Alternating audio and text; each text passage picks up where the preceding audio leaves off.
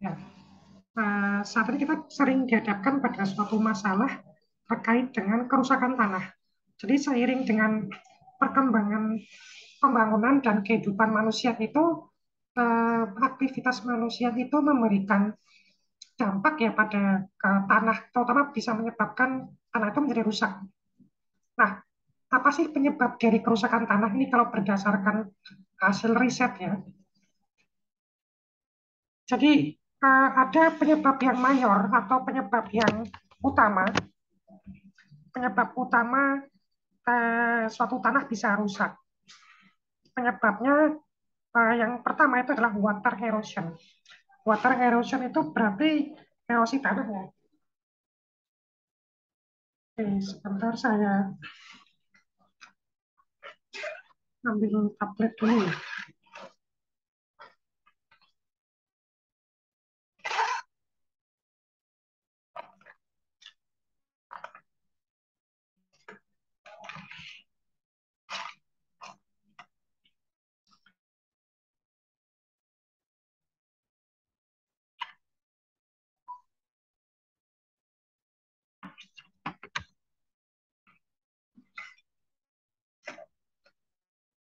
Nah, oke, tanah bisa rusak. Pertama, faktor utama itu karena water erosion. Water erosion itu berarti erosi air. Jadi, ketika tanah itu tererosi ya, ini ada tanah gitu ya. Ada tanah gitu. Lapisan paling atas dari tanah itu kan humus tadi ya. Kemarin ya, humus atau lapisan O, atau lapisan organik ya. Itu kan lapisan yang tipis. Nah, ketika dia tererosi ya, terbawa oleh media erosi berupa air, itu bisa menyebabkan lapisan O tadi itu terbawa. Dia tererosi, terbawa ke tempat lain. Sehingga menyebabkan tanah di sini itu lapisan humusnya berkurang atau bahkan menghilang. Nah, water erosion itu merupakan penyebab utama paling besar ya dari kerusakan tanah. Kemudian selain water erosion ada juga wind erosion. Jadi erosi tapi oleh angin. Kalau tadi erosi tapi oleh air, medianya air. Jadi sebenarnya sama-sama erosi ya. Jadi erosi itu kalau kita lihat tuh dia memegang berapa nih? 56 tambah 28. Sekitar 84% ya penyebab utama kerusakan tanah. Jadi karena erosi. Jadi betapa erosi ini merupakan masalah utama dari kerusakan tanah. Kemudian juga ada chemical degradation. Chemical degradation itu degradasi kimia ya, artinya tanah itu rusak itu karena pengaruh dari bahan-bahan kimia. Misalkan karena pemupukan menggunakan bahan kimia. Jadi kalau sekarang itu kan di era pertanian-pertanian, terutama di era-era tahun 1800-an, 1900-an, ya itu kan era-era di mana penggunaan pupuk kimia itu sangat luar biasa besar ya. Itu menimbulkan degradasi luar biasa, chemical degradation. Kemudian 4% physical degradation. Jadi kerusakan secara fisik. Kerusakan secara fisik itu kerusakan yang disebabkan karena getaran, karena uh, misalkan karena terkena temperatur gitu ya. Itu physical degradation. Atau misalkan physical degradation itu misalkan karena dipakai untuk bangunan, misalkan ya dipakai untuk pembuatan jalan atau infrastruktur. Itu physical degradation, jadi rusak dia tanahnya. Nah, itu penyebab utama kerusakan tanah. Kemudian ada juga beberapa faktor lain. Nah, ini misalkan ada faktor seperti, ini paling besar overgrazing. Overgrazing itu apa sih? Overgrazing itu kayak kita itu memakai, grazing itu kayak kita tuh menggembalakan uh, hewan ya, kita memelihara ternak gitu ya, di atas tanah. Dan nanti aktivitas ternak itu, misalkan maaf ya kotorannya gitu ya, atau limbah-limbah ternak, itu akan mencemari tanah, itu overgrazing. Kemudian deforestasi, jadi penggundulan hutan ya, itu juga merusak tanah. Karena pada dasarnya kan hutan itu kan akarnya akan memberikan zat organik pada tanah, menggemburkan tanah, membuat tanah jadi lebih kuat gitu ya. Tapi kalau kemudian hutannya gundul, maka tidak ada lagi yang menjaga kestabilan tanah. Ini bisa menyebabkan kerusakan tanah. Kemudian agricultural activity atau aktivitas pertanian ya. Jadi sebenarnya budidaya pertanian itu sebenarnya bisa berpotensi merusak lahan ya, merusak tanah. Apalagi kalau misal aktivitas agrikulturnya itu menggunakan bahan-bahan kimiawi atau misalkan dilakukan budidaya tapi tidak memperhatikan aspek kimia tanah. Misalkan selama setahun ditanami terus, lama-lama zat haranya habis gitu ya, tanpa dilakukan pemupukan. Nah itu bisa merusak tanah. Kemudian aktivitas industri ini 1%, atau overuse all of vegetation, misalkan velwood, overuse of vegetation itu misalkan lahan ditanami misalkan velwood, velwood itu kayak misalkan tanaman jarak ya, kayak misalkan jarak, jadi tanaman yang bisa dipakai untuk menghasilkan energi gitu, atau misalkan tanaman yang bisa digunakan untuk kayu-kayu bakar, itu ketika ditanam berlebihan itu bisa merusak lahan. Nah itu eh, penyebab-penyebab dari kerusakan tanahnya. Ini kalau kita lihat ini ada suatu diagram yang menggambarkan eh, sumbangan ya dari tiap-tiap ini ya, misalkan yang hijau ini agricultural practice, praktek pertanian. Yang ini warna ini berarti dia overgrazing. Yang warna ini misalkan deforestasi. Ini bisa kita lihat di Asia misalkan ya, Asia tuh kalau kita lihat yang paling besar itu karena deforestasi ya. Tapi kalau misalkan di Amerika Utara, masalah paling utama itu di masalah pertanian, agricultural practice yang merusak ke tanah. Atau misalkan di Oceania, ini yang paling banyak itu penyebabnya karena overgrazing. Atau misalkan di Eropa ya, ini penyebab paling besar itu nih, deforestasi gitu. Atau di Amerika Selatan juga paling besar itu deforestasi. Ini jadi tiap benua memiliki penyebab ya, penyebab dari kerusakan tanah yang berbeda-beda gitu. Kalau kita lihat dari seluruh dunia ya, itu kalau kita lihat paling besar tuh di sini. Karena masalah overgrazing, masalah ternak tadi. Yang kedua baru deforestasi. Yang ketiga baru masalah pertanian yang bikin kerusakan tanah. Oke, jadi seperti itu ya untuk penyebab-penyebab dari kenapa tanah itu bisa rusak.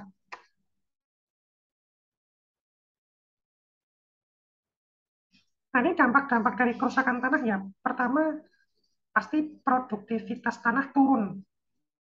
Terjadi penurunan produktivitas tanah. Jadi maksudnya penurunan produktivitas itu misalkan ya dalam setahun yang tadinya dalam setahun itu tanahnya bisa dipakai budidaya misalkan selama 2 kali misalkan. Nah, kemudian jadi turun ya, jadi kemudian sekali. Atau yang misalkan ternyata tanah itu bisa menghasilkan panen sampai sekian banyak gitu ya, sekarang jadi lebih sedikit hasil panennya. Itu penurunan produktivitas tanah. Kemudian unsur hara hilang. Tadi ya karena erosi, ya, ini kan paling besar itu kan karena erosi nih. Karena erosi air, erosi angin. Nah itu kan bisa menghilangkan tadi unsur hara, lapisan O atau lapisan uh, organik, lapisan humus. Jadi unsur hara di dalam tanah bisa berkurang. Padahal unsur hara itu dipakai dan diperlukan untuk pertumbuhan tanaman. Dan yang pasti, ketika kualitas tanah itu turun, maka kualitas tanaman yang tumbuh di sana juga akan turun. Kemudian laju infiltrasi dan kemampuan tanah menahan air berkurang. Jadi kalau infiltrasi itu berkurang ya berarti kan tanah jadi sulit meresapkan air ya. Kalau misalkan tanah itu susah meresapkan air, berarti kan nanti ketika hujan itu airnya itu nggak akan mudah meresap. Ketika hujan, airnya akan sulit buat meresap. Sulit buat meresap ke dalam tanah itu sulit. Akibatnya nggak ada suplai air tanah nanti. Nanti air tanah bakal berkurang nanti jumlahnya. Karena air hujan sulit buat meresap gitu. Malah air hujan ini di permukaan akan lari sebagai runoff, lari sebagai aliran permukaan, sehingga menyebabkan banjir, sehingga menyebabkan genangan. Gitu, malah menyebabkan bencana ya, seperti itu. Kemudian struktur tanah rusak. Ya, ini misalkan ternyata lapisan itu ada lapisan O, lapisan A, lapisan E, kemudian karena tererosi lapisan O-nya hilang. Itu kan merusak struktur tanah.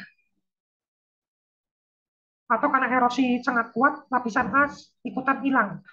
Nah, itu kan sangat merusak ya struktur tanah.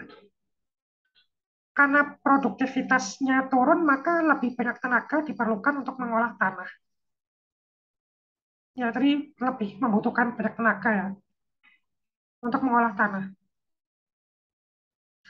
Kemudian gali, erosi gali dan tebing menyebabkan lahan terbagi-bagi. Jadi ada erosi tapi bisa sampai bikin tanah itu terbelah jadi parit-parit gitu. Jadi erosi yang sangat kuat itu misalkan bisa bikin sampai terbentuk parit gitu ya.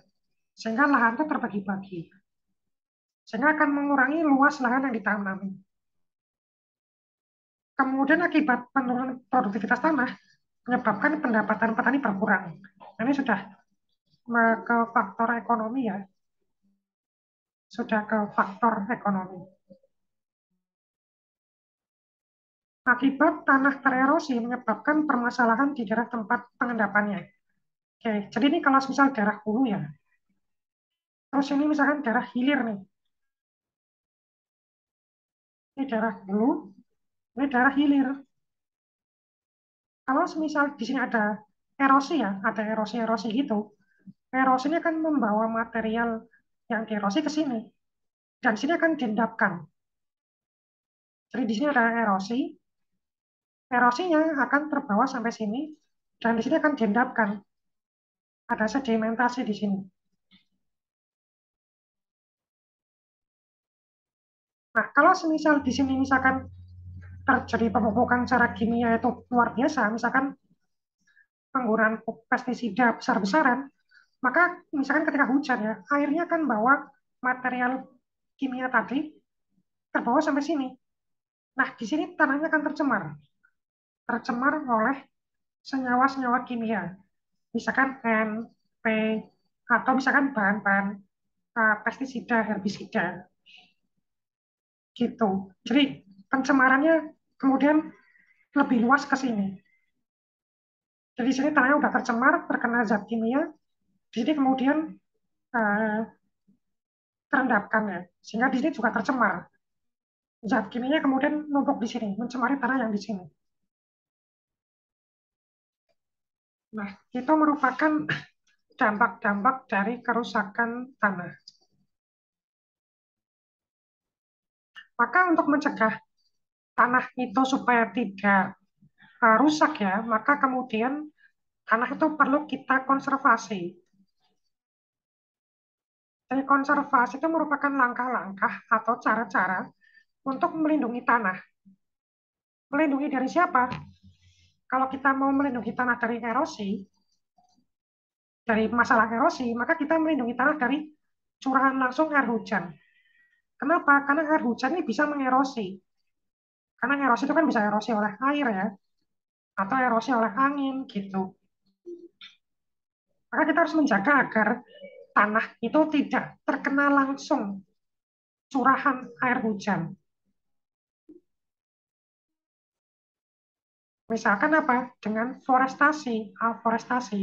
Jadi misalkan tanah yang kritis ya, kritis tanpa penutup lahan ya. Nah, itu kita tanami itu. Kita tanami. Ntar kalau misalkan kita tanami itu kan kalau ada hujan itu kan akan tertahan sama tanaman ya. Apalagi kalau misalkan tanamannya dia lebat. Maka hujan kan akan tertahan sama daun-daunan ya. Tertahan daun-daunan. Nah, ini ada metode konservasi ya. Kita bisa menggunakan metode secara vegetatif. Pertama, kontur strip cropping. Apa sih contour strip cropping itu? Contour strip cropping itu cropping tuh nanam ya. Cropping tuh nanam, tapi dia nanamnya itu secara kontur ya. Jadi searah ya, strip itu searah. Nanam tapi searah garis kontur. Jadi garis konturnya kemana, nanamnya searah dengan kontur itu. Nah, itu bisa mengkonservasi tanah. Atau cover crop. Nah, cover crop ya tadi ya. Ini namanya cover crop. Jadi kita itu menanam tanaman untuk menutupi lahan. Biar apa? Biar air hujan nggak langsung mengerosi lahan gitu. Atau kita sebut dengan covering ya. Jadi kalau kita apa namanya kita tanami misalkan pohon-pohon ya itu cover crop. Kalau kita misalkan tanami misalkan rumput-rumputan gitu ya. Rumput-rumputan pendek-pendek. Itu buffering. Buffering juga bisa mengurangi itu. Jadi ketika ada tumbuh-tumbuhan, yang penting tanah itu tidak tidak gundul aja. Itu dia bisa bisa mengurangi laju erosi. Kemudian crop rotation, pergiliran tanaman. Jadi digilir, misalkan 3 bulan itu nanam padi, 3 bulan nanam palawija, 3 bulan nanam sayur atau apa gitu. Atau 6 bulan nanam eh, padi, 6 bulan berikutnya misalkan nanam apa tebu misalkan. Jadi ada pergiliran tanaman ya, shift-shiftan lah gitu. Nanamnya shift-shiftan, pergiliran selama setahun. Itu namanya crop rotation. Terus ada reboisasi. Reboisasi itu menanam kembali hutan yang gundul. Jadi ada hutan tapi udah gundul. Nah, kita tanam-tanami lagi. Misalkan pakai tanaman perintis. Atau tanaman-tanaman misalkan eh, yang berkayu-kayu keras gitu ya. Kan nanti beberapa tahun lagi atau beberapa puluh tahun lagi dia udah tumbuh-tumbuh gitu ya. Tumbuh besar mungkin 20 tahun dia udah jadi pohon yang besar. Udah lumayan mengembalikan hutan yang tadinya gundul sekarang jadi tidak terlalu gundul. Ya, itu ya untuk metode konservasi tanah. Dan sebentar ini Kak Zainal colok laptop dulu sebentar.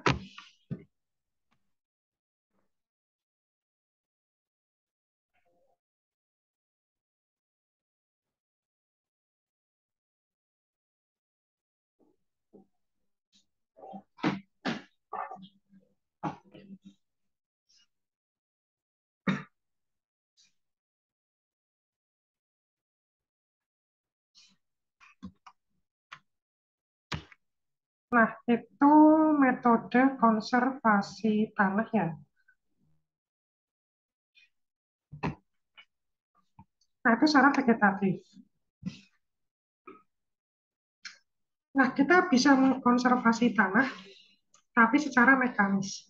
Kalau semisal secara mekanis itu, pertama contour village. Kalau contour village tuh yang mirip-mirip kayak contour strip cropping. Kalau contour strip cropping tuh menanam ya searah dengan garis kontur. Tapi kalau contour village itu ngolah tanah. Jadi misalkan tanah dibajak gitu ya, atau misalkan tanah itu digemburkan, itu dibikin searah garis kontur, itu kontur village. Kemudian bikin tanggul atau guludan. Jadi misalkan kalau lahannya miring ya, miring itu supaya dia nggak erosi dibikin guludan. Guludan tuh kayak gini, kayak tanggul-tanggul gitu ya, dibikin tanggul-tanggul gitu, bertanggul-tanggul. Biar apa? Biar kalau ada erosi ketahan, ketahan sama tanggul-tanggulnya gitu. Nah, kalau kita misalkan lihat terasering ya, nah ini kan uh, ini sering kita lihat di negara kita ya. Terasering itu kan bikin lahan itu yang tadinya miring begini ya, itu kita bikin berteras-teras gitu ya, berteras-teras gini, bertangga-tangga. Di sini tiap tangga ditanami padi, tiap tangga tanami padi gitu. Nah itu terasering namanya. Nah itu bisa menjadi cara konservasi tanah. Jadi terasering itu sebenarnya cara untuk mengurangi kemiringan lereng. Jadi supaya lerengnya tuh nggak miring-miring banget. Jadi dibuat bertingkat-tingkat atau berteras-teras. Itu namanya terasering. Kita sering temukan ini di Indonesia. Nah, terus kemudian pembuatan saluran air atau drainase. Jadi kalau semisal kita mau uh, menjaga ya agar ada air tapi airnya nggak terlalu mengerosi, maka bikin drainase. Jadi di sekitar sini bikin drainase. Biar apa? Kalau ada hujan, itu airnya akan lewat drainase itu. Jadi dia tidak akan genang di dalam terasering atau di dalam lerengnya. Gitu. Jadi dibikin drainase. Drainase itu kan membuang air ya. Fungsinya membuang air. Jadi kalau ada air hujan yang jatuh, itu airnya akan lari ke drainase dan akan lari ke tempat lain. Jadi dia tidak akan sempat untuk mengerosi tanah atau lahan yang ada di situ. Gitu ya. Terus kemudian ada pembuatan bendungan. Bendungan. Jadi cek dam ya. Jadi dam ya. Dam itu bendungan. Jadi di bendung ya. Jadi air itu dibendung. Oke, itu metode konservasi secara mekanis.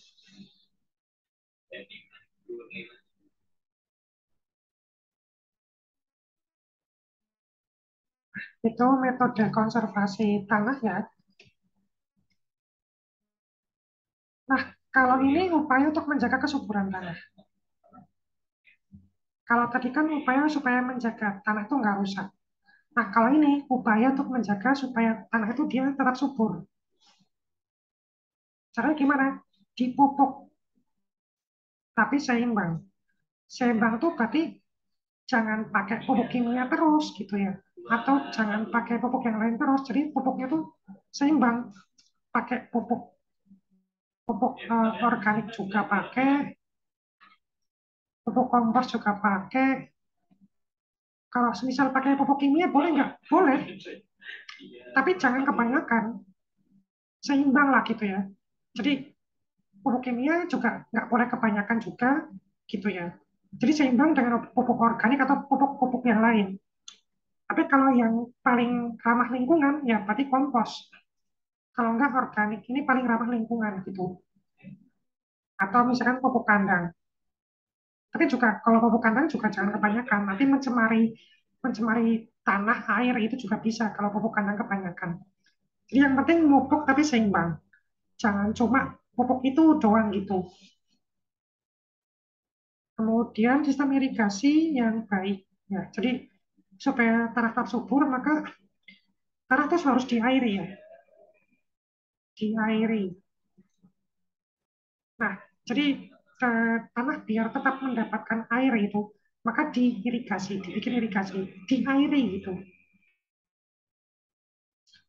Kemudian pembuatan hutan-hutan cadangan pada lereng-lereng gunung. Ya, jadi dibikin hutan-hutan di lereng-lereng itu dibikin hutan-hutan gitu ya. Biar apa? Ya biar nggak gundul, biar nggak gundul ditanami tanaman-tanaman, biar nggak gundul gitu. Terutama di tempat-tempat yang berlereng. Supaya apa? Biar mencegah erosi.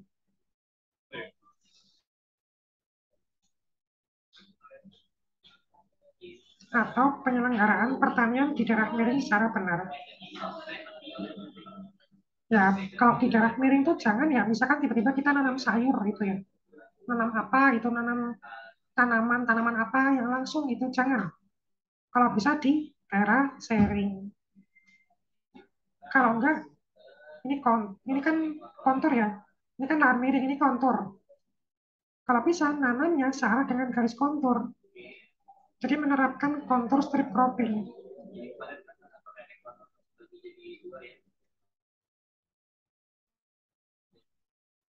Kontur strip cropping. Nah itu bisa kita terapkan di situ. Jadi menggunakan cara-cara yang benar. Ya, yang tadi itu tadi, misalkan contour strip cropping lah, ya, atau misalkan crop rotation lah gitu. Atau tadi ya cover crop, buffering gitu-gitu. Itu kita terapkan secara benar. Nah, itu bisa menjaga kesuburan tanah.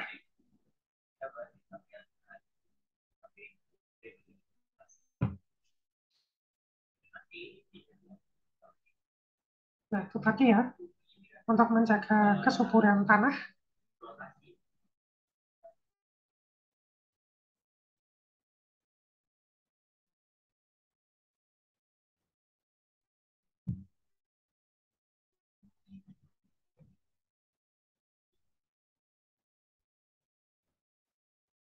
Kayak tadi ya, untuk di daerah miring kita bisa bikin terasering ya, berteras-teras. Jadi menanam tanaman berteras-teras untuk mencegah erosi. Kemudian kontur farming, jadi menanam sesuai dengan garis kontur. Kontur farming tuh sama kayak kontur strip cropping ya, menanam searah dengan garis kontur sama. Kontur farming atau kontur strip cropping, intinya sama. Kemudian tadi guludan ya, tadi ya tanggul ya, bikin tanggul-tanggul gitu, di tanggul-tanggul, untuk mencegah agar ketika ada erosi itu tetap tertahan sama tanggulnya.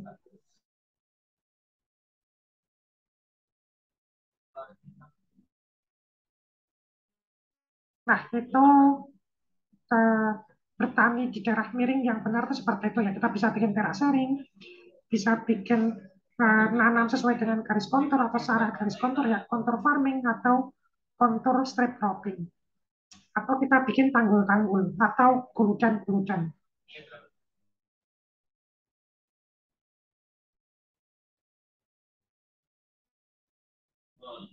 Nah, atau bajak, tapi sesuai dengan garis kontur, secara dengan garis kontur. Namanya kontur plowing. Membajak, ya plowing itu membajak. Membajak tapi searah dengan garis kontur.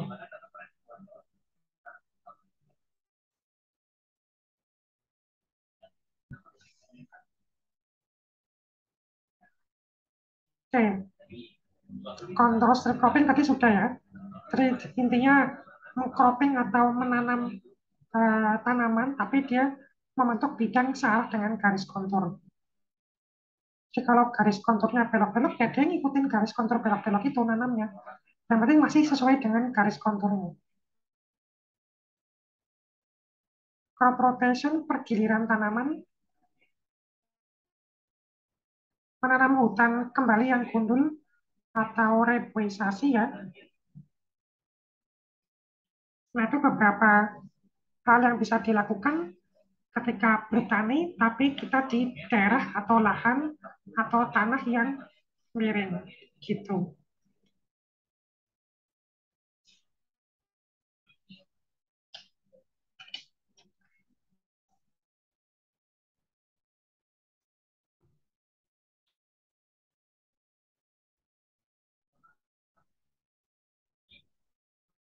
Nah, kita punya suatu lahan yang disebut lahan potensial. Jadi ada lahan yang bersifat potensial, maksudnya dia bisa dimanfaatkan untuk memenuhi kebutuhan manusia. Lahan potensial itu kayak apa? Ya, misalkan lahan potensial itu lahan yang bisa dipakai untuk misalkan industri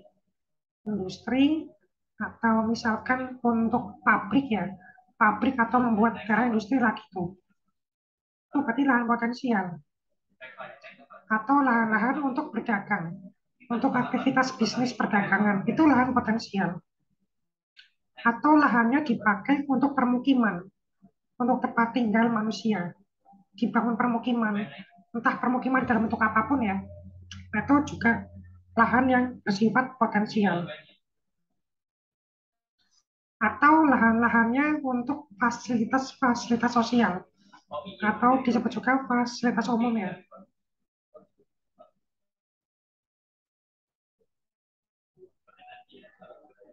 Fasum ya, fasum atau fasos.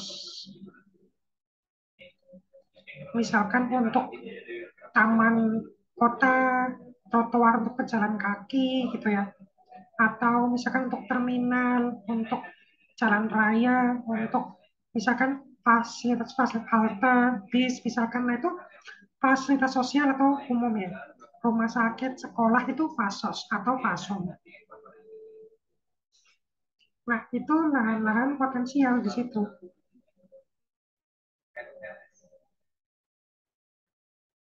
Nah, biasanya lahan potensial itu lahannya datar. Jadi kalau lahannya datar itu dia itu bisa digunakan untuk ini ya, industri bisa, perdagangan bisa, permukiman bisa, bahkan fasum dan fasos. Makanya kalau kita lihat kota-kota yang ada di dunia, kebanyakan itu berkembangnya di tempat-tempat yang datar. Tempat-tempat yang menjadi pusat peradaban di dunia dulu, itu juga berkembangnya di tempat yang lebih datar. Gitu. Nah, kalau tempat yang lebih datar itu aktivitas manusia lebih mudah. Mau bikin permukiman, mau bikin misalkan tempat industri, mau dagang, mau beraktivitas ekonomi apapun itu bisa ketika lahannya itu datar. Jadi bersifat potensial.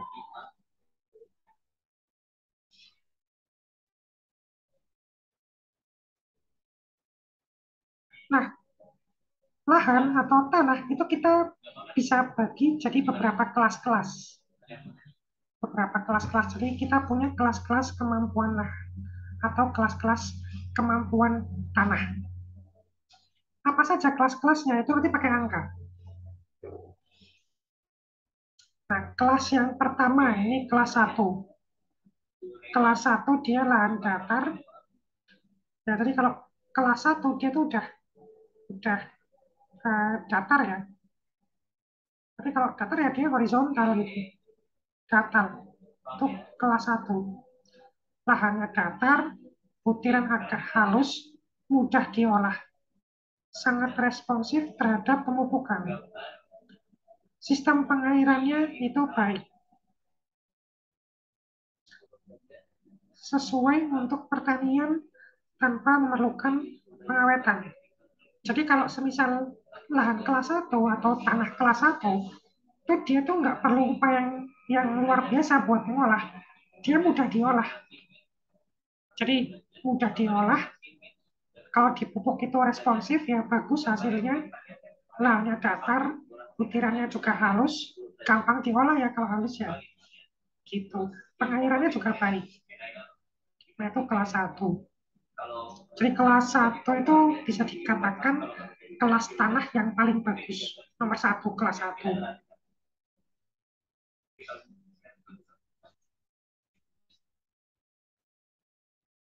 Oke, itu tadi kelas satu. Kemudian ada kelas 2. Kelas 2 itu lahan lereng landai. Jadi dia ada lereng tapi landai ya. Ada kemiringan tapi landai. Kemiringannya kecil gitu ya. Kecil kemiringannya. Jadi landai. Butiran tanah halus sampai agak kasar, agak peka terhadap erosi. Jadi dia bisa dierosi, tapi dikit ya, dikit agak peka. Ini masih sesuai untuk kegiatan pertanian,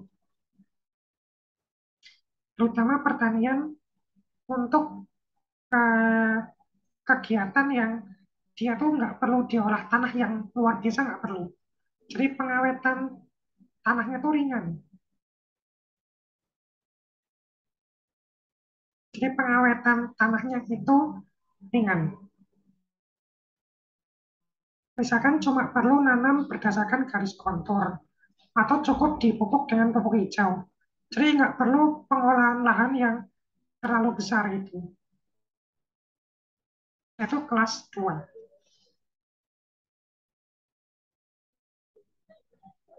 Oke, itu kelas 2.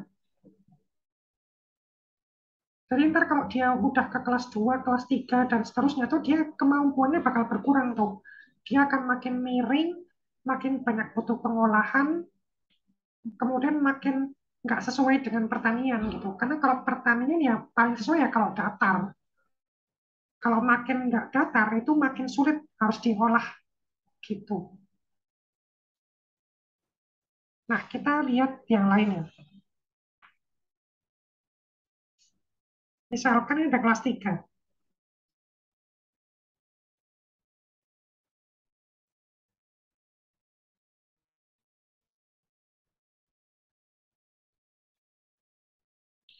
Nah, kalau kelas 3 itu lahannya agak miring ya.